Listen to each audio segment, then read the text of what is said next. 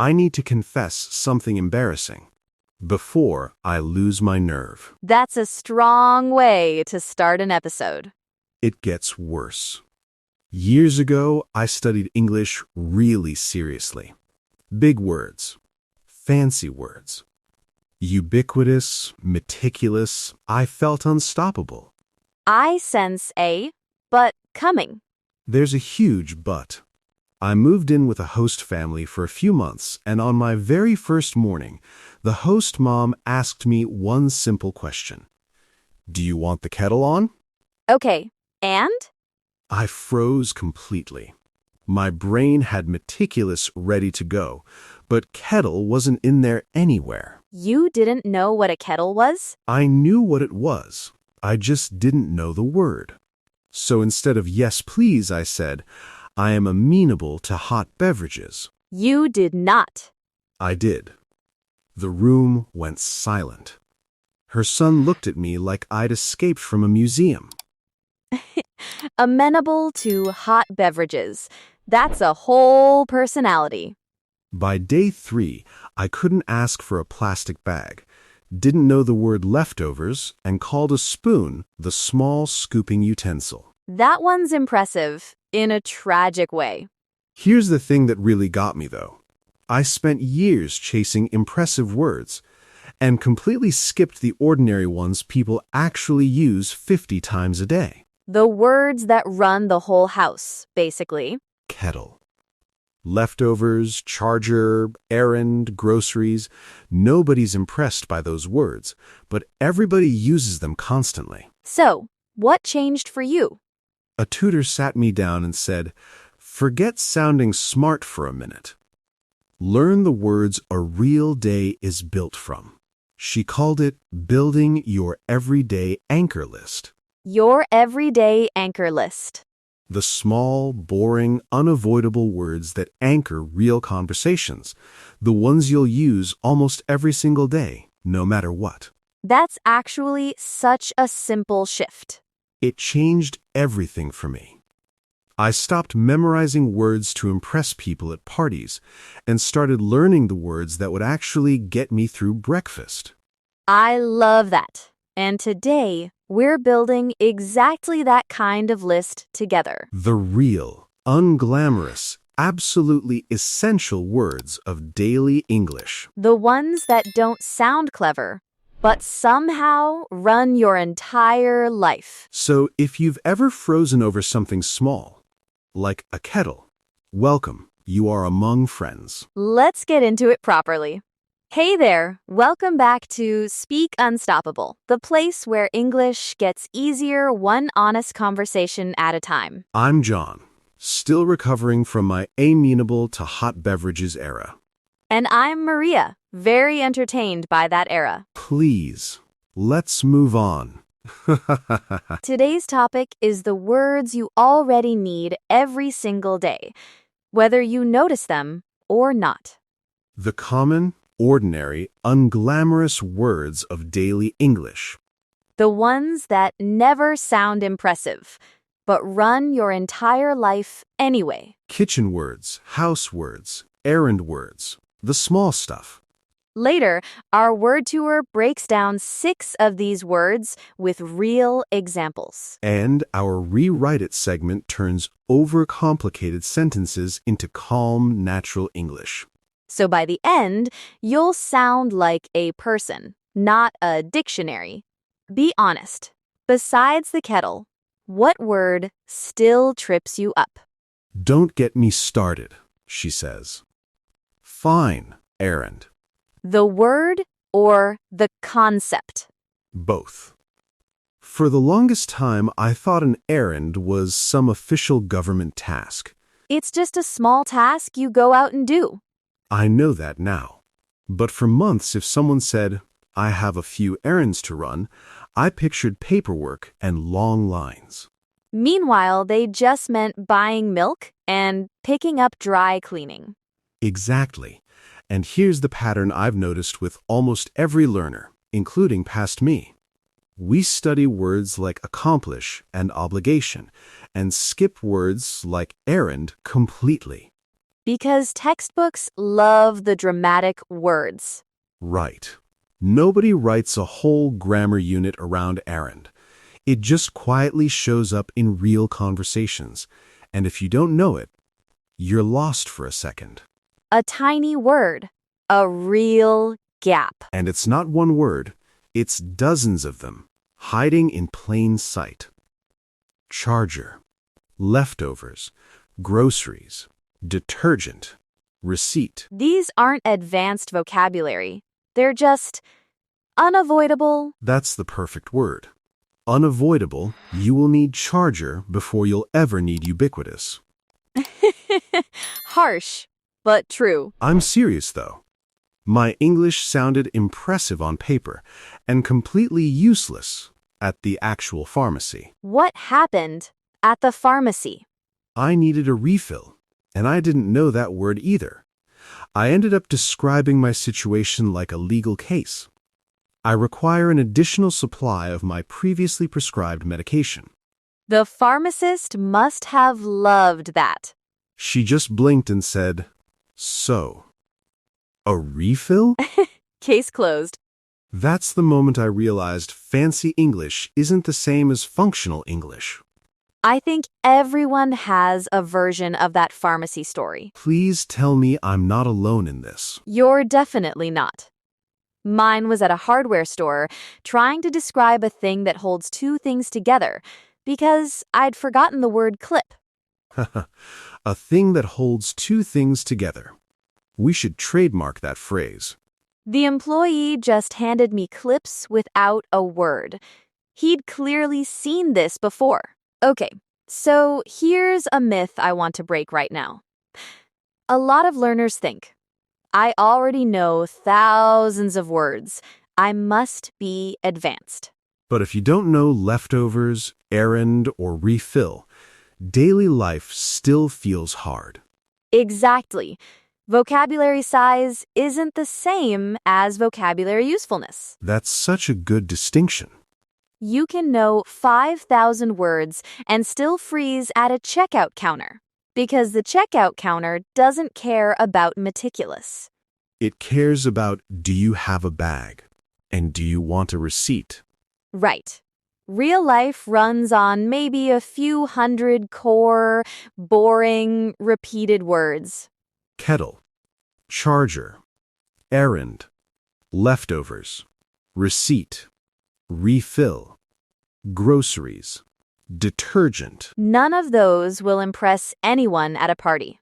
But all of them will get you through an actual Tuesday. That's the whole idea behind today's episode. We're not chasing rare words. We're chasing the words that show up constantly, quietly, everywhere. I actually think this is why some learners feel stuck for years. They keep adding rare words to an already shaky foundation. Instead of solidifying the everyday base first. It's like decorating a house before you've built the walls. That's a very dramatic way to put it. But yes. So today, we're building walls, not decorations. The everyday anchor words, not the party trick words. If your daily English feels shaky, this is usually why. And the fix isn't complicated. It's just noticing, on purpose, which words your own day actually needs. What did you say this morning? What did you need at the shop? What did you forget how to say? Those small gaps are your real vocabulary list. Way more useful than a random list from a textbook. Because it's built from your actual life, not someone else's. Let me tell you about my roommate, because he's actually a perfect example of this. Oh, I like roommate stories. So he's studied English for years. Back home, very academic, very serious. Grammar rules, essay writing, the whole thing. Impressive. On paper. Extremely. But his first week living with me, he asked, "Where is the thing that removes water from clothes?" He meant the dryer. He meant the dryer. And I just stood there thinking, This man can probably write an essay on climate policy, and he can't say dryer. That's such a specific gap. It happened constantly. The container for rubbish, the trash can, the device that heats food quickly, the microwave, He was basically speaking in riddles. every single day. And he wasn't unintelligent, obviously, he just never studied his actual house. His actual life, room by room. Right. Kitchen words, bathroom words, cleaning words, nobody sits down and teaches you those on purpose. They just assume you'll absorb them eventually. And some people do, over years. But you can speed that up massively just by being intentional. Which is exactly what we're doing today. Naming the ordinary things, on purpose, instead of waiting to accidentally learn them at year 6. Your roommate needed this episode. Everyone needs this episode, honestly, including past me. I think that's actually kind of freeing, though. It means you're not behind, you're just missing a specific learnable list. Not a personality flaw, just a vocabulary gap. A fixable one. In one afternoon, not one decade. Which is a much nicer way to think about it than my English is bad. Your English isn't bad. It's just missing a room-by-room inventory. Okay, let's push back a little on ourselves, though. Isn't there a risk of going too far the other way? Meaning, what? Meaning, only learning simple words forever and never growing past that. That's fair. I'm not saying abandon advanced vocabulary. Good, because I still want you to be able to say meticulous one day. I'll earn it back eventually. But there's an order to this. Explain the order. Everyday words first, because they're used constantly, so you get instant results. Then advanced words later, because they're used occasionally for more specific moments. So it's not either or, it's sequencing. Exactly. Learn leftovers before surplus. Learn errand before obligation. Learn refill before replenish. Foundation first, decoration second. If you skip the foundation, advanced words just float there, disconnected from your actual life. Impressive, but useless at the pharmacy. We've established that pharmacies are my personal nemesis. Understood. So today isn't anti-advanced vocabulary. Not at all. It's pro actually getting through your day first.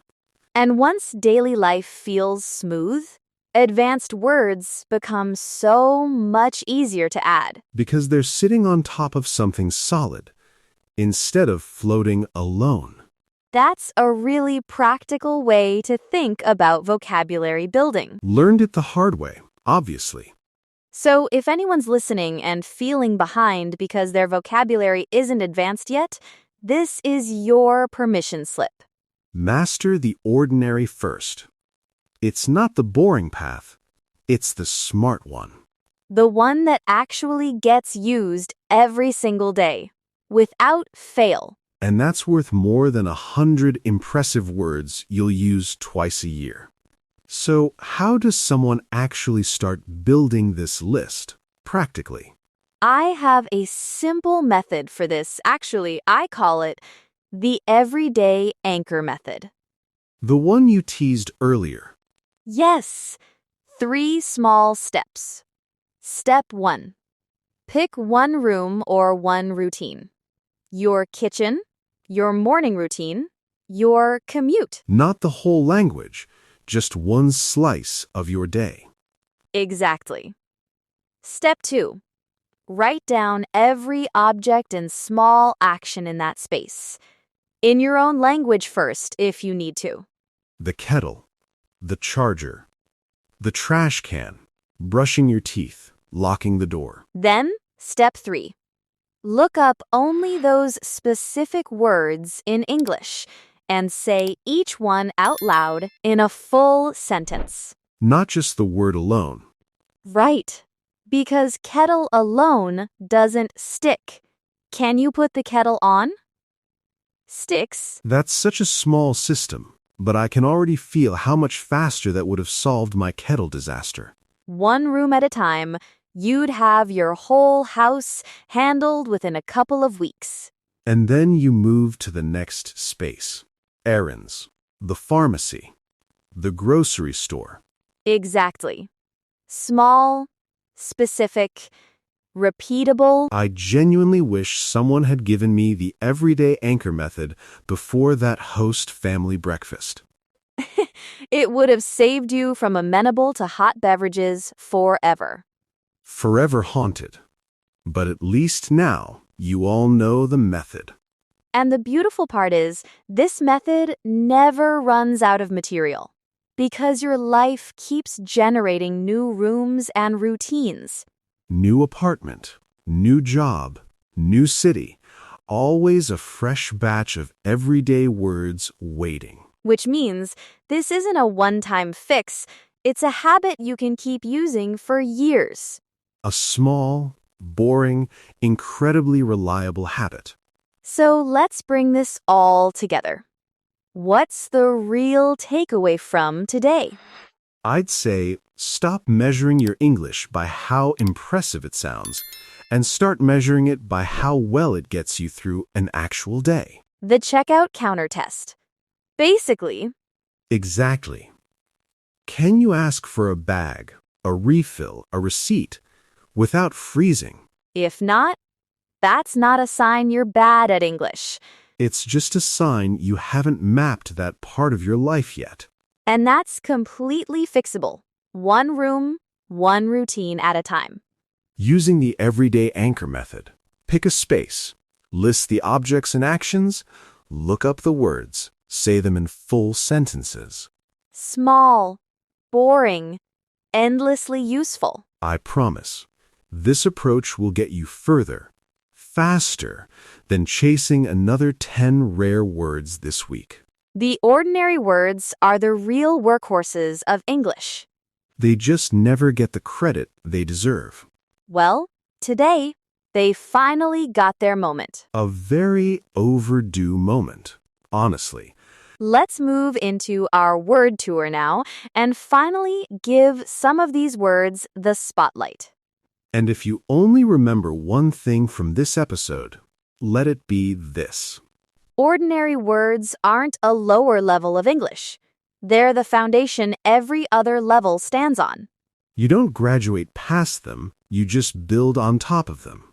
So, be proud of learning leftovers. The same way you'd be proud of learning reinvent or meticulous. They're doing very different jobs, but both jobs matter. One gets you through Tuesday. The other impresses people at a dinner party. And honestly, most days, Tuesday matters more. Let's slow down now and walk through 6 everyday words that will genuinely change your daily English. Our first word is errand. Errand, meaning a short trip you take to do a small task, like buying something, dropping something off, or picking something up. It's not one specific task, it's the whole category of small daily jobs. In conversation, you might say, I have a few errands to run this afternoon, so I'll be out for a while. And in a written message, you could write, sorry for the late reply, I was out running errands all morning. I feel like errand is one of those words people learn from movies, but never actually practice saying themselves. Exactly, you recognize it, but freeze the first time you need to use it. Our next word is leftovers. Leftovers, meaning the food that's left after a meal, which you save in the fridge to eat again later, instead of throwing it away. You could say, there are leftovers in the fridge if you're hungry, just heat them up. Or in writing, I packed the leftovers into containers so nothing would go to waste. This one's personal for me, because for years I just said old food, which sounds much less appetizing. Old food versus leftovers. Big difference in appeal. Our next word is charger. Charger, the device you plug into your phone, laptop, or headphones to fill up the battery again when it's running low. You might ask, do you have a charger I can borrow? Mine's at home. Or write, I always keep a spare charger in my bag, just in case. This is probably one of the most needed words of the entire modern era, honestly. We plug something in daily, and half of us still don't know the word for it. Our next word is receipt. Receipt. The small paper or digital record you're given after paying for something, showing what you bought and how much it cost. You could say, can I get a receipt for this, please? I need it for work. Or write, keep your receipt in case you need to return the item later. I used to just point at the little paper and say that, which technically worked, but wasn't exactly elegant. Pointing is a valid strategy, but receipt is faster. Our next word is refill. Refill, meaning to fill something again once it's empty, like a drink or a bottle. It's also the word used specifically for repeating medication. You might say at a cafe, could I get a refill on my coffee, please? Or write, I called the pharmacy to request a refill on my prescription. This is the exact word that could have saved you from your entire legal case pharmacy speech. Don't remind me. One word, refill, instead of an entire monologue. Our final word is detergent. Detergent. The soap-like product used to wash clothes or dishes, usually sold in bottles or boxes near the cleaning supplies. You could say, we're almost out of detergent. Can you grab some on your next errand? Or write, I switched to a gentler detergent because my skin was reacting to the old one.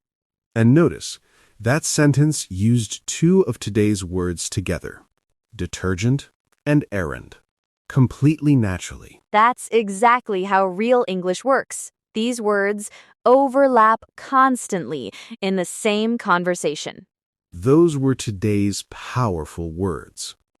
Errand, leftovers, charger, receipt, refill, and detergent. None of them are rare or advanced, and that's exactly the point.